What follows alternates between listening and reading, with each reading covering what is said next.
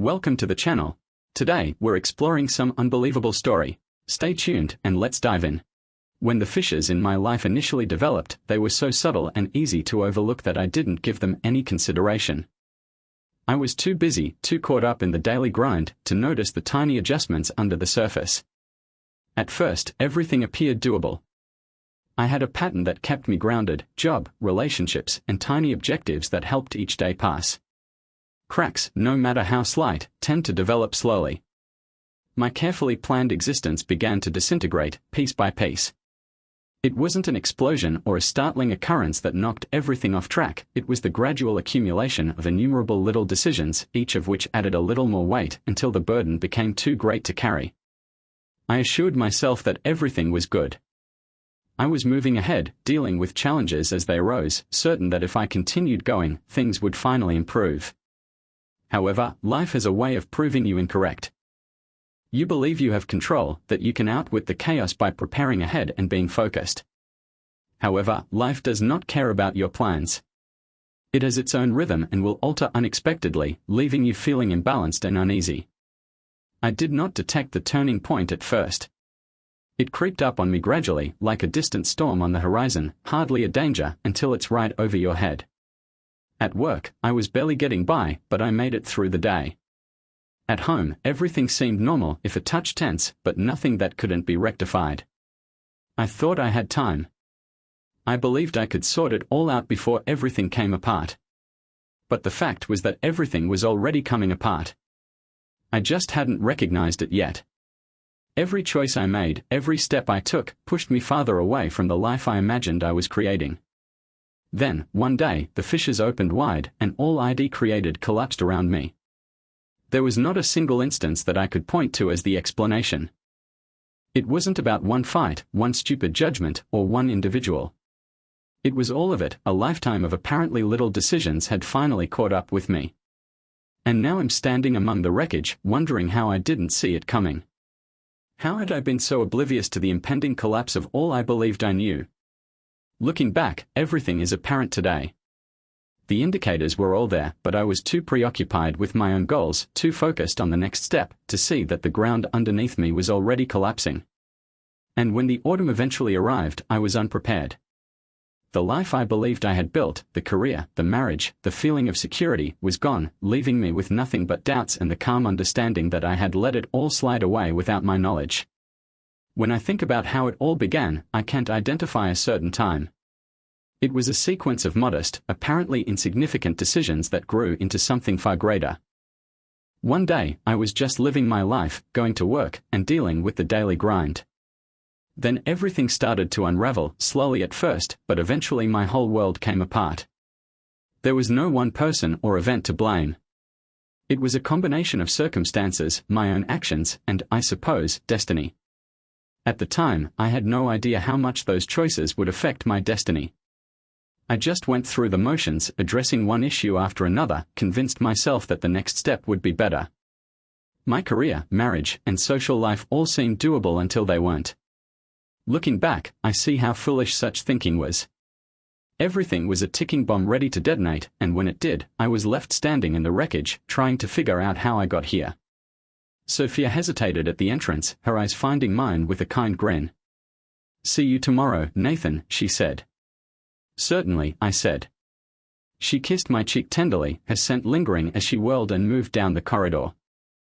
I watched her lovely form go toward the elevator, even turning to wave one more time. She was undeniably beautiful. I locked the door behind me when she left. "That's when it began, wasn't she too young for you?" I paused, peering at the closed door, almost expecting to see my reflection. For a while, I thought it was all over. Maybe I'd finally let go. The fury was less intense than previously. I felt peaceful and almost resigned. "Yeah, she's young, but I wouldn't know anything else about that, Lena," you said. I strolled by her without a second thought, headed for the kitchen, suddenly desiring a beverage. I opened the fridge and took inventory of its contents, the fruits and vegetables I like, the chicken thawing for supper, but I was no longer in the mood to prepare. Yogurt, milk, energy drinks, and beer. I selected one of the 7 bottles remaining in the case ID purchased about a month earlier, a far cry from the pace ID maintained throughout the first year following my divorce. I heard her footsteps, her heels clicking in contrast to my bare feet. I opened the bottle and set it on the stainless steel countertop. I threw the cap in the garbage, where it belonged. Everything was tidy, ordered, and clean, as it usually is. I moved through the huge, open spaces, kitchen, dining room, office, bedroom, gym, and living room.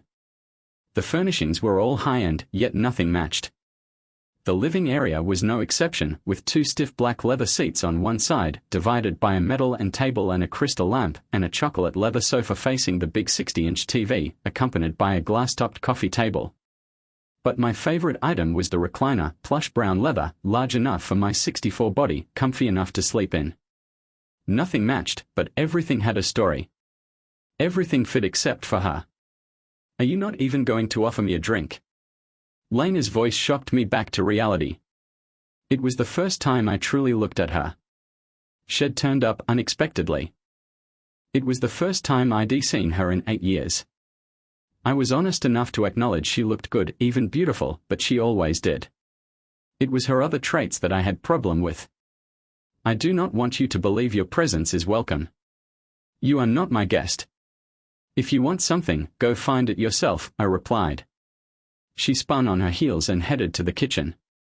I missed that body, it was perfect, and she knew it.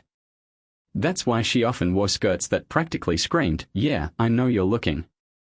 My eyes trailed from her hips down her long, toned legs, ending at her expensive 4-inch heels. My primal instincts took over, and I imagined her bending over, more for my pleasure than to find whatever she was looking for. I waited for the normal sensations of desire, anguish, or grief that come with seeing something that was no longer yours, something that had been stolen, but instead, I felt something different, maybe pride, a "yeah, I've been there" moment. She reappeared with her normal wine glass and a bottle of Chardonnay, her serene look hiding her genuine intentions. For the first time, I wasn't terrified of her. "You look good, Nathan," she said. "I feel good, Sophia," I said. The game had started, and for once, it felt nice not to be on defense. "You aren't going to question why I'm here? Are you not curious?" "I'm not saying I'm not intrigued. One can never have too much information," I said. Her smile let me know she believed we were equally matched. "I just don't care." Even in the most unexpected circumstances, Lena had an extraordinary capacity to maintain a straight face. I had seen it many times, so it felt wonderful to see her little flinch, even if only for a second. She turned to face the wall, a large 18-foot stretch covered with framed photos from my voyage, a floor-to-ceiling reminder of how I had arrived and the lessons I had learned. "Rock bottom," I blurted out. "That's where I started, after you divorced me and wrecked my life. I won't pretend that our marriage was flawless, it wasn't. We had a terrible time, mostly because we were constantly broke, but we were young, optimistic, impetuous, and dedicated. Our marriage didn't break apart early on because we didn't think it could. After all, soulmates don't give up on each other, right?" She remained silent, her gaze fixed on the pictures, and I recalled how, on our first anniversary, we scraped together enough change to split a fast food meal, and how we made paper ornaments for the fake Christmas tree we found in the trash behind our apartment. She laminated them the following year, and we hung them every Christmas since. I continued, "Even if you love someone, they can still get on your nerves. You used to reorganize everything, kitchen items, spices, and the whole closet. That never made sense to me. But just as I got acclimated to it, you moved everything again." She said nothing, but I could tell she was listening. "Do you remember how you couldn't locate anything when you reorganized it?" I inquired, a small smile forming. "Where are the scissors?" "Hand in the drawer someplace," she murmured. "They aren't where they were last week." "Have you moved them?" And she'd always respond, "Probably." "Keep looking." I shook my head. I had to go purchase whatever was missing if I wanted it right soon, but even the continual mess in the kitchen didn't make me worry about how poor we were, most likely due to our lifestyle. When we were alone, we couldn't keep our hands off each other. She was insatiable, and so was I. 5 minutes alone, anywhere, anytime, and we'd be undressed. I loved how desperate her voice sounded when I teased her. Afterward, I'd watch her body recover, her skin glowing with a sheen of sweat. Her body was perfection, young, soft, voluptuous. It was impossible to resist, and those crystal blue eyes, the ones that told me I was about to get those memories, the crucial ones, kept me going for a long time after the divorce, and after the dust had cleared, I sealed the bottle permanently. I had an epiphany. Those tough years when we didn't know how we'd pay the rent taught me something. Together, we could withstand anything. But for you, Sophia, those years were a nightmare. You promised you'd never live like that again, whatever. She was the picture of sensuality, her wine glass dangling from her fingers as she studied the photos of the life I had built after her.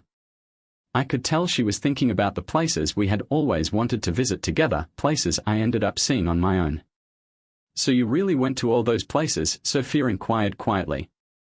I did, I responded, observing her.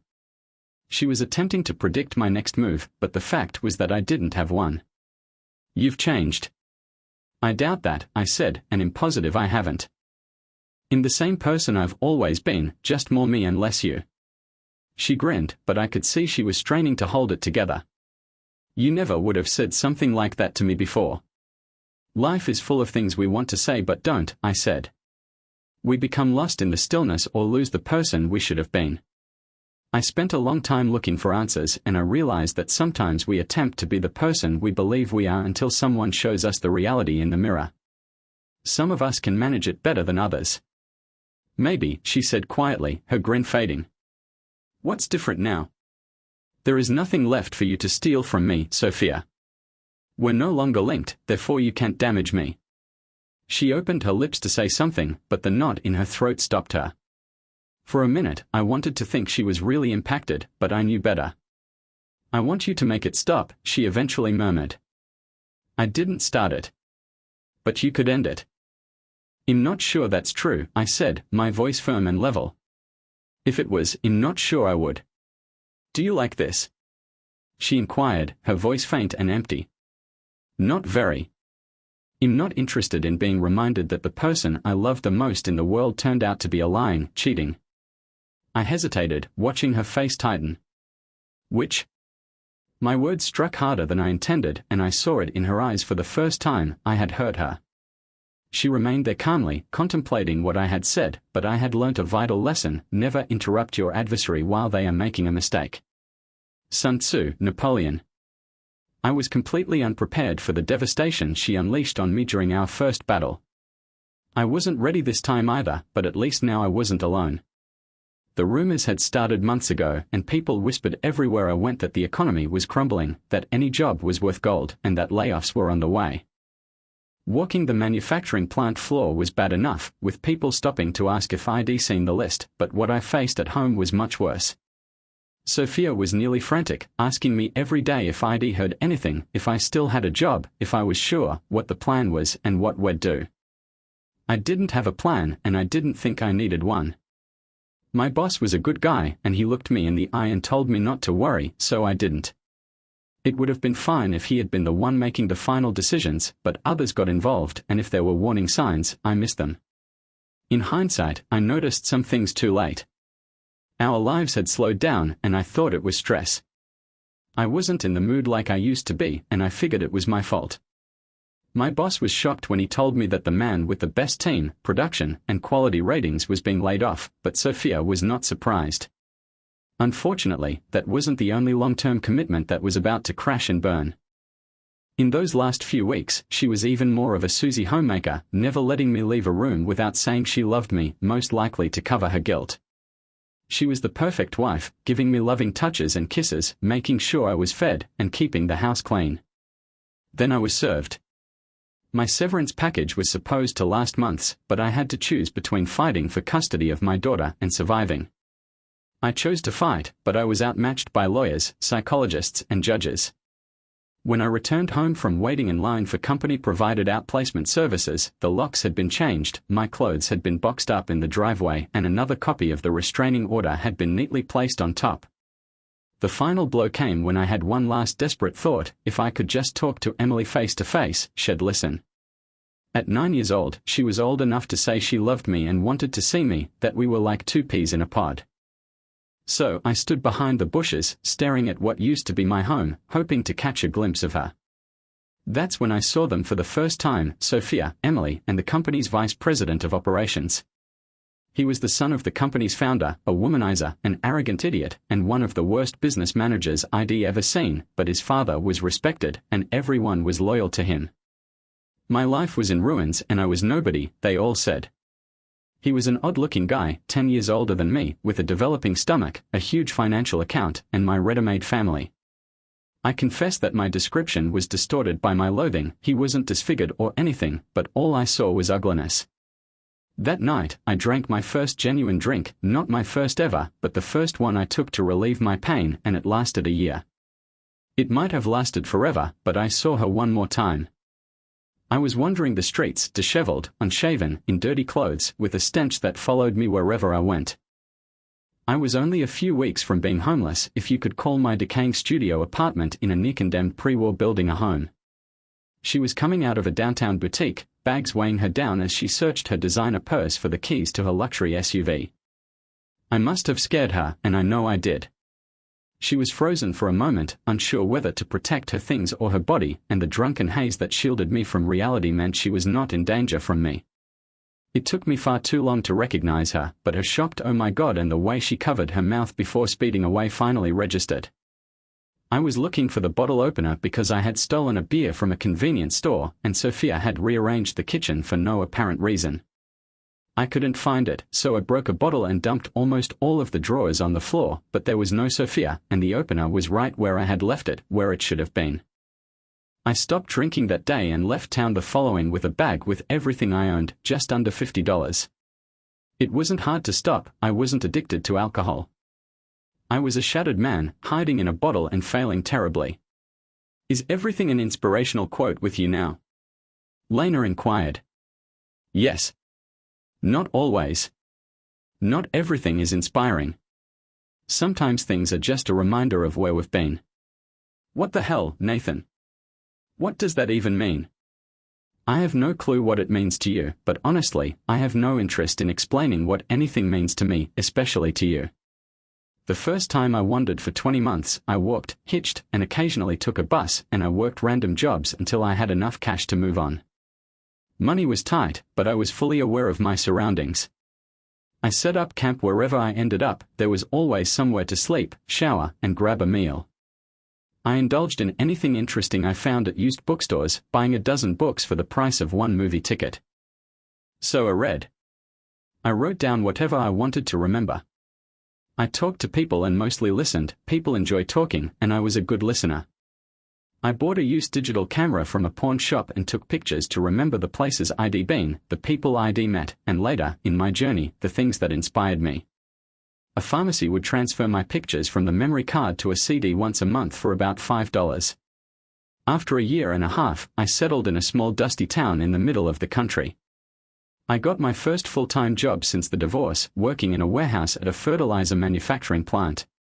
By day, I hauled manure. By night, I went to my rented room above a garage to read and write. I swapped my notebook for a used laptop and spent my free time at the library using their internet to upload my thoughts and photos to a blog. People followed me and commented anonymously. Sophia paused at the only photo I had from my previous life, a strip of pictures from a booth at an amusement park. Emily was 4, her ponytail tied with pink ribbons and her new earrings sparkling with fake diamonds. The bright flash couldn't outshine the smiles on our faces. The first photo was surprised, the second was silly, and the last was filled with genuine laughter. I could help you reconnect with her, Sophia replied gently. Oh, so you're close. You know everything about your daughter's life. I could see her trying to figure out what I knew. It must have been difficult for her to not have the upper hand for once. You should be proud, she's turned out just like you, I remarked, smiling as I observed her response. She looked at the picture again, maybe understanding it didn't fit her recollections or what she'd been taught, and her eyes were filled with astonishment and perhaps remorse. She didn't say anything. In my previous job, I was a production supervisor at a big manufacturing company, a job I'd climbed the ranks to after 4 promotions. Writing had never been on my radar, but that didn't stop an online men's magazine from listing my blog as one of the best on the web. Soon, they offered me a monthly, then a weekly column. The pay wasn't great, but it opened doors. 2 years later, an email from a publishing company caught me off guard. Then nothing happened for a few years. I assumed it wasn't good enough, but I kept writing. My column's popularity grew, the money improved, but I was bored, so I left again, this time heading to South America. There were no hostels for 31-year-old men, no cheap train tickets, but I traveled the continent as frugally as I could. I saw places I'd only read about in textbooks or seen on TV, I visited historical sites and soaked in traditions, and I didn't stop. After 16 months, I was ready to return to the US. When another email arrived with a preview of my book cover attached. That's when things got interesting. I flew home to a whirlwind of agents, editors, publishers, and lawyers. My column's growing popularity had sparked interest in my book, and I leveraged that buzz to negotiate a raise from the magazine based on a complicated ad revenue formula. It was more than I'd ever made and enough to be content, so a return to unfortunately, my book's release met with an average response, far from what some had hoped for, and I wasn't surprised. The majority of my sales probably came from my loyal blog and column followers, but the lukewarm reception likely meant my writing career would end before it truly began. Then, he went on television and called my first chapter a bunch of lies. A local reporter from my hometown asked him the questions, was the story in my book really true? Had he taken my job, stolen in my hometown, the son of a wealthy business family and the ex-wife of an author made for juicy gossip? Whether out of embarrassment or arrogance, he overplayed his hand and sued me for libel and defamation. That was all the publishing company needed. They had already invested time and money in vetting my book, and even more in editing, design, and production. His action sparked curiosity, and my book rocketed to the top of the bestseller lists as a result. It wasn't about him or me, it was all about the controversy and the free publicity that came with it. It's funny how life works, some people simply don't know when to stop. Did you hear the board asked for his resignation? Lena said. Nope, I hadn't heard. I'm surprised he lasted this long, though. Productivity dropped 21% after his genius cuts that first year and another 18% the next. Sales were down, morale was down. Your idiot husband was never good at running anything. I wasn't surprised she didn't rush to protect him, she'd never taken a bullet for me either. Why do I feel like you already knew? I said, staring at her. Because you're cold, calculating, and heartless, I went on, it's really too bad, though. From the papers I just signed for Olivia, I think he's going to need that paycheck. That was your lawyer, I said, pulling myself back. She's not my anything, and she's not a lawyer. She works for the firm representing my publisher. I replied, I keep telling you, this isn't about me, though. You'll benefit quite a bit, I guess. Karma really is a witch. I saw her eyes flicker with comebacks, she had so much to say, but I could also see she was out of ammo, that I had the upper hand in every way. I hoped she'd give me the chance to use some of the one-liners I'd been hoarding, but at the same time, I wished she'd just leave me alone. So why are you here? I said, bending my head. That threw her off for a brief moment, but she immediately recovered. Oh, now you're curious. No, I just don't understand what you think you're going to accomplish. He should be grateful you love him enough to try to salvage what's left of his crumbling empire, but like I said, it's really not up to me. I carefully observed her response, which was precisely what I anticipated. But it's not him you love, is it? I responded, it's his money. Her eyes narrowed, oh, the irony. He had it, but now, in the most ironic twist, he'll have to give it to me, and you'll end up with nothing. The words came out easily, and I watched them land hard. What, you don't think you can find another rich sugar daddy to screw for money? I quipped. I think you're underselling yourself. You've still got a hot body. You'll land on your feet. Or, probably, in your case, on your back. It wasn't like that, she yelled, her voice shaking slightly. I laughed harder than I had in years, wasn't it? Come on, Lena. You can't possibly think it was any different. But her guarded body language and the expression in her eyes told me she did. I was temporarily astonished, how could she not know? Was it even possible? Oh my God, I fumed. You don't know, do you? She responded, her voice quivering slightly, what the hell is that supposed to mean? I remained silent for a while, quickly going through the timeline, interviews, depositions, discovery motions. It was all part of the public record. If she didn't know, he certainly did. She'd find out soon enough, and I wouldn't be hurting the case by telling her something that was going to come out anyway. You're right. It wasn't like that at all. In just talking out of turn, I answered, suddenly calm. Yes, she said softly, hardly audible. Sure, he was just checking in on the families of his employees, making sure everyone was prepared for the worst-case scenario. Of course, he paid special attention to mid-level management since we were the most at risk. He thought his personal attention was necessary. I spoke, but I wasn't sure what was on her mind. Her gaze was fixed on me. So he invited you to lunch to give you a heads up? She asked. Nothing had been decided yet. It was all preliminary. Every so often, he'd called to give you inside information on how the evaluations were progressing. Then there were a few more casual lunches, a few more phone calls. But eventually, he changed his approach, didn't he? He poured his heart out, the weight of his decisions too much to handle. The stress of balancing so many lives, the things people had offered. As I proceeded to speak, Lena's eyes widened in ways I had never seen before. I walked over to my desk and searched for the right file. Once I found it, I picked up where I left off. And that's when you sealed our fates. That was the moment he won and I lost, the moment your trust in me as a man, a father, a husband, and a provider lost out to your greed. That's when you gave him your body and destroyed my entire world. I pushed the papers over the table and she gazed at them for a long time, as if touching them would burn her fingers. I'd never seen the lists before, and I figured they were just rumors, but my publisher's lawyers had sifted through hundreds of records throughout the discovery process. The first list she held wasn't very notable, except for the fact that my name was at the top of the list of workers to retain. The dates indicated that it was one of the first lists made, maybe the first. The second list was much more interesting. The names were the same, but this one had David Palmer's barely legible notes with check marks by several names. My name, along with one other, had been crossed out with a single red line. Beside mine was a single word, Sophia. There was only one other name marked similarly, and the attorneys couldn't believe he had kept it. The third list, printed on his letterhead, was designated as final, and, unsurprisingly, my name was no longer on it. I saw her eyes dart back and forth, attempting to comprehend the information, plainly wondering how he could possibly know all of this. She stared up at me, mouth slightly wide, dumbfounded. It wasn't a flattering expression for her. You'll figure it out, ID promised. You're not that stupid. You know exactly what I mean. I said, my voice chilly. I'm sure you will. The urge for a drink hit me hard, so I got up and went to the kitchen, where I put some ice cubes in a glass and filled it with water from the fridge. If I'd learned anything, it was that decisions made after careful thought and consideration of the consequences were always wiser. Plus, being drunk around Sophia seemed like asking for trouble.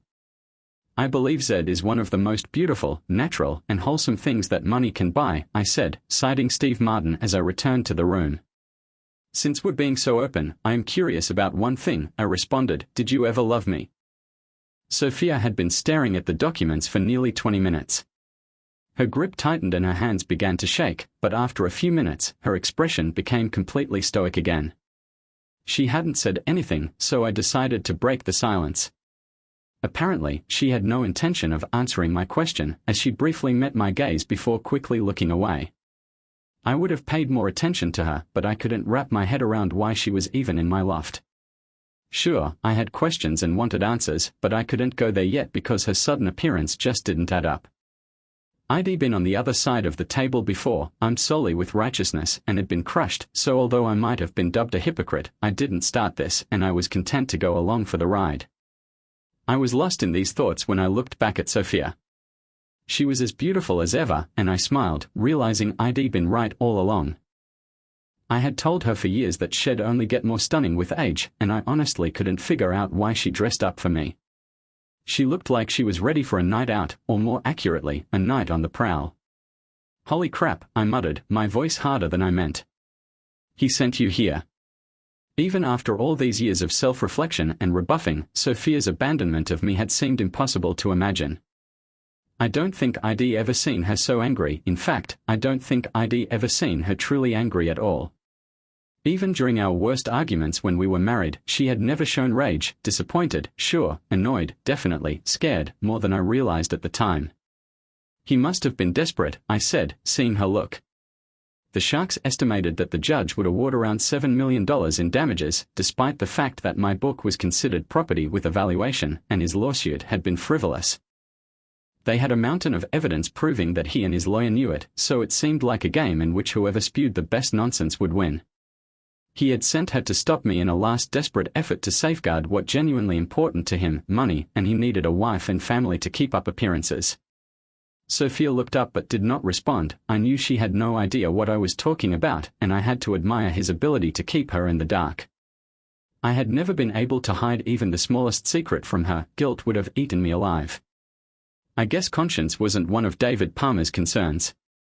A few members of the board had started questioning him. Why didn't he have a family? When would he stop with the string of women and the partying? They didn't care about him or the women, really, but it could be bad for the company. You can't have your future CEO wrapped up in a sex scandal. So, he straight up asked Lena to marry him. For the money, of course. She was already sleeping with him for cash, so he probably thought she'd just agree. Lena was rumored to be a strumpet at the plant, and her husband, Jason Carter, was what I called a fool. I had never had direct knowledge of their situation, but I had heard the stories. Lena was always dressed provocatively, saying things that could be easily misconstrued, and her husband was always bragging about what a hot piece of work his wife was. Practically, if the rumors were true, she was attractive for a former dancer. I didn't know if any of it was true, but I knew this: Jason Carter's name was the other one crossed off the list, and Lena's was written right next to it.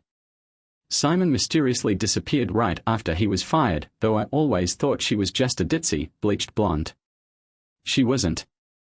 Mandy, as she preferred to be known, disclosed all the specifics regarding Lawrence's seduction strategy. She made no secret of having slept with him for money. We had an arrangement. He was generous with his gifts, and I showed him my appreciation every Tuesday and Thursday at the penthouse he leased for me. My husband and I were grateful for his gifts, but when Davy finished nursing school and came home, I dropped that fat prick in his tiny tool. She also had no issue explaining why Lawrence continued to screw around on the side for years after he married Sophia. When I delivered the following line, I glanced straight at Sophia. Apparently, he was looking for something he wasn't getting at home, like heads. I wasn't sure whether Mandy was speaking the truth until I saw Sophia's response, then I knew. Of course, Mandy might have made it up, but it didn't seem like the Sophia I married. I could tell Sophia was about to lose it. She hadn't spoken in over an hour, and if I was going to get my vengeance, it had to happen soon. So, what did he tell you when he sent you here? I said, leaning closer and feeling her breaking point. He told me to get you to stop the lawsuits by any means necessary, she added, her voice low and almost dejected. Does he pimp you out often, or just when his fortune's on the line? I questioned him. I'm not my pimp, she said. He's my husband. Hey, no judgment here, I replied, playing innocence. I know firsthand what that tight little body of yours can do to a man. It makes you believe things that just aren't true. I stopped for a second, studying her. So when do we get to the by any means necessary part? Because, to be honest, this persuasive argument is getting a bit dull. What's it going to take? I was curious. Her answers lacked conviction. I don't know. What do you want from me? For the first time, I gave myself a little moment of sympathy for her. It was difficult for me to comprehend how someone so beautiful and full of life could lack so much self-worth. How could she allow herself to be exploited like this for money? I mean, I got the appeal, at least a little. My favorite chair cost over $1,000 when we first furnished our apartment. I'm sure Sophia and I didn't spend that much on everything we owned combined. Sure, it was extravagant, but it was also the most comfortable thing I'd ever sat in. Still, I knew without a doubt that I'd trade every luxury I had for just one more day with Sophia in our rundown first apartment to have things back the way they were. But I guess that just mad I glanced at her and saw how her once bright confidence had gone. For a little minute, I almost felt sorry for her. But, as I already said, even if I could, I would not stop it. I sprang out of hiding. You should go back to your husband and tell him I wasn't interested in his offer. Take your sorry self back, sit down with him, and figure out how you're going to get through this rough patch. I'm sure with a love as strong as yours, you'll make it.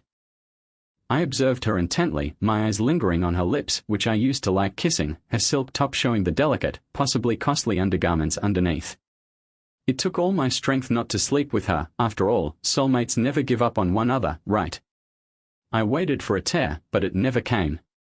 Her eyes welled up, and for a moment I thought she'd let them fall, but she didn't, which I had to give her credit for. Get out of my house and never bring your cheating self back, I stated forcefully, the words seeming harder than I imagined. Love without love is a meaningless experience, but as far as meaningless experiences go, it's pretty damn good, I quoted Woody Allen, who hardly responded. Our chat had lasted hours, but I hadn't intended on sleeping with her since I had too many other things on my mind. The preceding weeks had been full of shocks, but she was attractive, and I was a man. She did make the offer, however.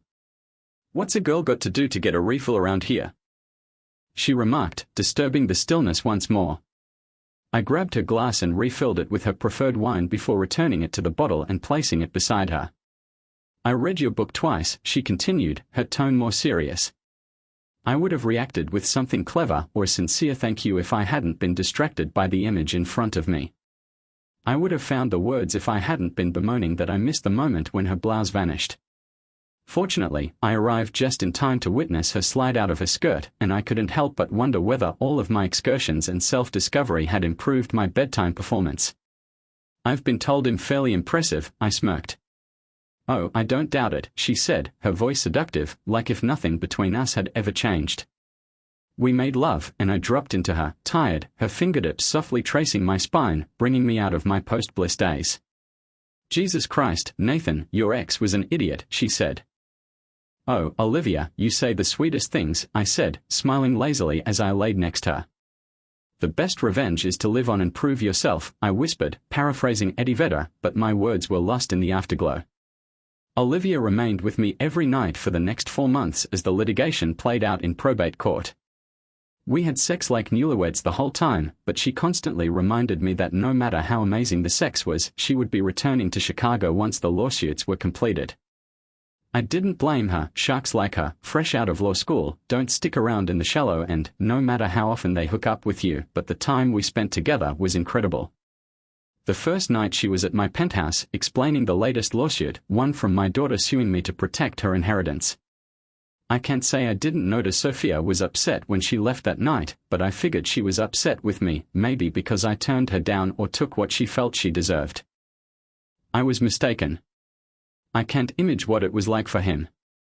I remember how sad I was when Sophia didn't pick me over something as easy as a business downsizing, but the coroner's report was inconclusive, so David Palmer may never have known. Sophia tragically took his life with a single shot hours after she left, then turned the weapon on herself. He bled out quickly. They said she likely died instantly, but no one could say for sure if he lived long enough to realize she'd rather kill herself than have sex with him when he was poor. I can't imagine how it must have felt, but I hope he took a time to consider it. I spent days being angry at Sophia, not for what she did to me, but for her daughter's sake. As messed up as Sophia was, her daughter needed her. No, Emily hadn't given me any indication they were close, probably the opposite, but she was a lost little girl.